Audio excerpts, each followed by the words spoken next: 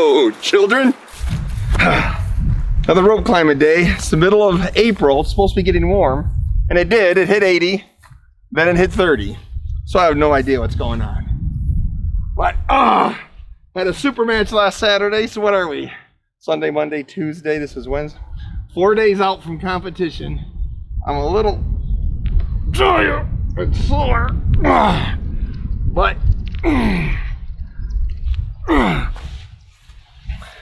goal is to climb the rope forwards and backwards this summer.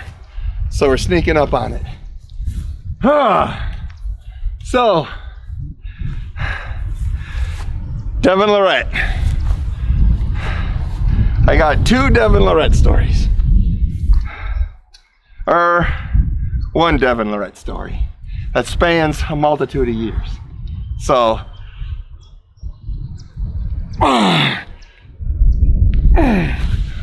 I'm just sore. So the first time I became aware of Devon Lorette, early 2000s, he was pulling an event in Washington. It's on ARM TV. John Brezink was there, who I was following. That's why I was interested in it. John Brezink was there. And Jacob Abbott, Len Houghton. Think other people. Can't remember.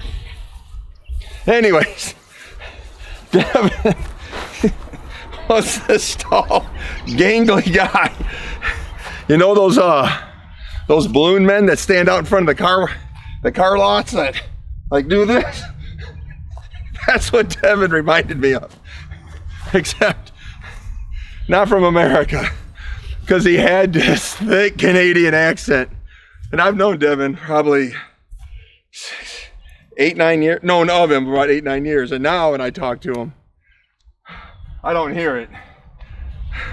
But back then it was, oh, hey, I don't know what the boot to say about that, eh?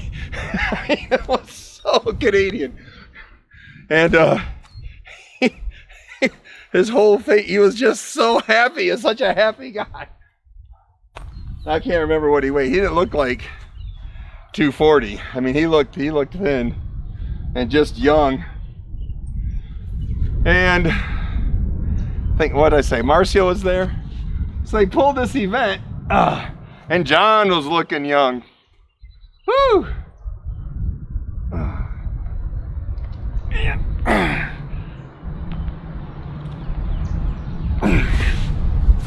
What I remembered about that was well, at the time, there was nothing really remarkable about it. But that's when Devon used to hook and get all tangled up, you know. John, I believe, top rolled him fairly easily. And both those guys looked like maybe 215, 210 pound guys, you know. But shiny! Whoo, those boys are shiny. And so that leads up to the actual Devon Lorette story of when I pulled him in the WAL. And I remember it was early when the WAL went to super matches. So I got Ron Bath, and then I knew I had to pull Matt Mask at the Devon. And whew, I can't hardly do that. I'm so weak. When it came down to Matt and Devon, I was actually more worried about pulling Matt than I was Devon, even though Devon was the more versatile, more experienced arm wrestler. And at the time, Matt and Devon were going back quite a bit. Matt just kept getting as close to beating Devon as you could without actually beating him. But I knew Matt's style. Let's see. But what did I say? Yeah, I wanted to pull Devon. Let's see, how did I phrase this? I was more worried about Devon than Matt. I figured I could beat Matt because I've only ever seen him do one thing. But the consensus from Devon, so I remember when Devon made a prediction of our match, he thought Matt would beat me like easy, like way easier than Devon beat me. Which I knew Matt was blindingly fast and tall, but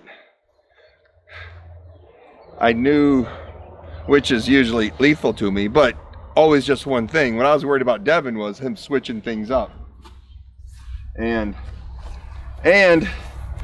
Devon was, my whole time I knew Devon, he was famous for hooking. Long, drawn out hooking matches. I mean, I remember John commenting several times how tough Devon was in a hook. And the hook was my bread and butter, but it had never been tested in that weight class yet. So I was, and if the hook didn't work, I didn't have anything else. So I ended up pulling Devon before Matt. And then Jerry Catarat. So I wanted to pull Jerry last, but anyways, that's neither here nor there. So the infamous WAL match. It's not infamous, but I was asked about it last weekend. And every once in a while people ask me how that went. And that's the one where we hit go, and I was afraid of him top rolling me, but expecting to go into a hook. And he kind of hit outside the first time, and I kind of protected my hand, but it slowed everything down. I think we came inside for a little bit, just a short second, not deep inside, but shoulders in, and then we were right back out. And then,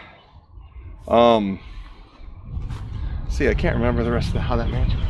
But I did get Devon over to my winning side, and it was close. The refs didn't call a pin. All the Devon haters in the audience in the world called a pin, and it was close. And weeks later, or months, no, like a year or so later, Devon called me about some unrelated thing, and we talked about it. And Devon mentioned at the time he thought that maybe I pinned him, but I said I never fought it. I never argued with the refs, never argued the call. I've had more famous controversial calls go the other way that I had every right to complain about, but I was younger then. At that point, by the time me and Devon pulled, I was old enough to realize that sometimes you're the windshield and sometimes you're the bug. I can't climb this rope. But anyways, the fact that I was close and controversial in there let me know that I was, knocking on that elite super heavyweight door, which was always my goal. Not always. It was my goal since I was no longer a middleweight.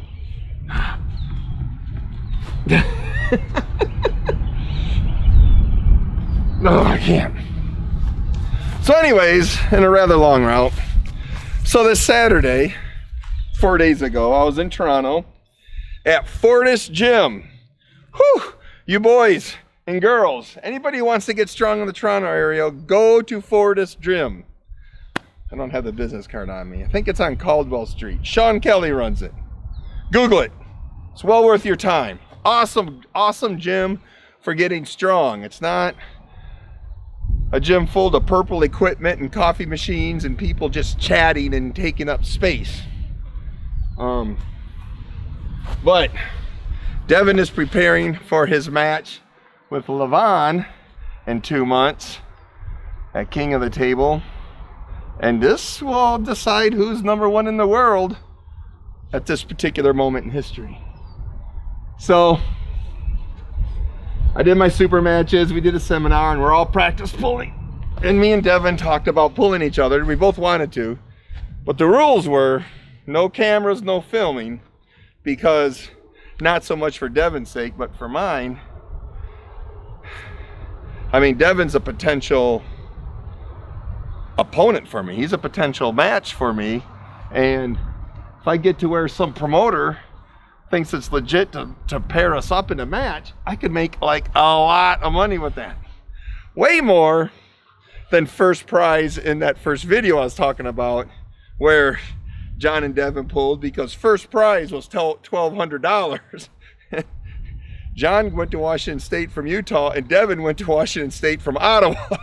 So plane tickets probably weren't that expensive, but $1,200 versus today, when, you know, those two to pull now, they'd probably each be guaranteed 5 figures. And here, one of them got $1,200. I think second place was like $800.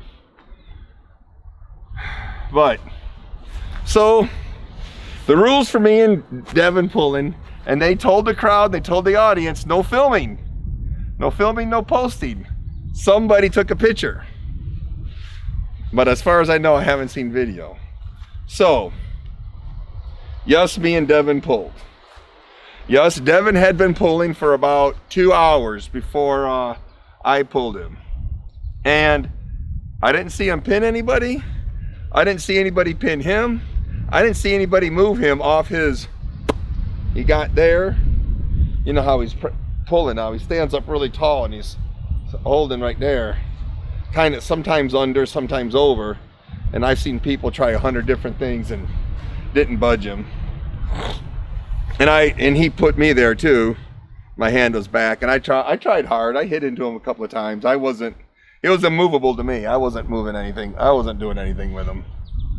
I couldn't roll his hand over to try to get that thing turned over. I couldn't drag him back, which I always have trouble dragging him and Matt Mask, all those tall guys, backwards. I just run out of table. But the man's definitely levels above. The Devon today is levels above the one I pulled in the WAL. Significantly bigger too. And he's got some either innovative or unorthodox training methods. I mean, we talked extensively about them. So I don't know if he's made them public or not. I'm not going to tell you what he told me, because that's up to him. If you want to know how he's training, you know, you ask him. But yeah, right now, I'm not even climbing that rope. I think that's my Devon story. Oh, then he insisted on going out and eating sushi. And I'm not a big sushi fan. Except I like the raw fish. I don't like the stuff with the rice and the seaweed in it. But we ended up with, I know he ordered 100 pieces of salmon, because it was self-order. But instead of being the potato chip thin, you know, silver dollar size pieces, these are like mini salmon steaks. They were probably that big, and they were easily a ½ inch thick. And there's all this pile of it, man. In the first 30 minutes of it, man, that was so much fun. But then you have to eat all of it. And the last 40 minutes of it was painful, man. I was dizzy. And it was just, at that point, it was just flat raw fish, man. I couldn't. There was no, oh man, that was terrible at the end. I really liked the front end part. But that back end, I mean, I was hot. I was starting to sweat, and I just kept putting food in, and boy, Devon, clean a bowl and pull out another one. Clean a bowl. He ate the fish, the ice in it. I think he ate 2 of the chopsticks that were in there. Whew. All right, kids, that's all I got. We'll see ya. I don't know, this rope climbing thing's taking a while. Next week anyways. Love y'all.